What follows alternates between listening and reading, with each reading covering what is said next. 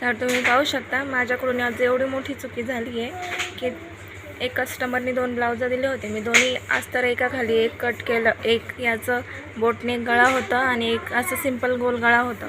तर मी कट करायच्या वेळेस दोन्ही पण बोटनेक गळा होता ते मी दोन्ही गोल आकारने कट करून दिलं होतं आणि त्यांना एकदम डिझाईनमध्ये बोटनेक पाहिजे होतं.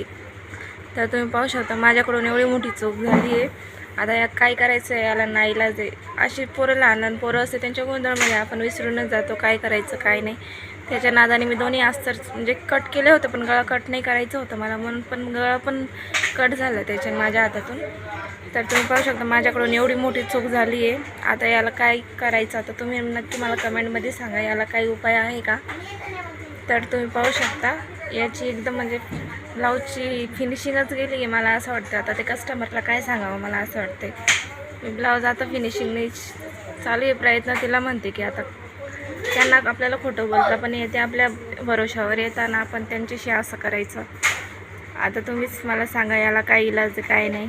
आता जरी मी इथं पट्टी लावली तरी ते बोटनेक होऊ शकतं, पण मग ते एवढं जसं पाहिजे तसं नाही भेटणार मग त्यांना. म्हणून मग मी गोलच गळा घेतलेला आहे. त्यांना आता काही सांगावंच लागणार आहे. आता आपल्याकडून चुकी झाली तर आपल्याला मान्य करावंच लागणार आहे. ते लहान जर पोरं असले घरात तर हाच प्रॉब्लेम होतो. त्यांच्या किटकिटी गणगणीमुळं आपण हे सगळं विसरूनच जातो. तर माझ्याकडून ही चुकी झाली, तुमच्याकडून नाही व्हायला पाहिजे. नक्की मला कमेंटमध्ये सांगा याच्यासाठी मी काय करू.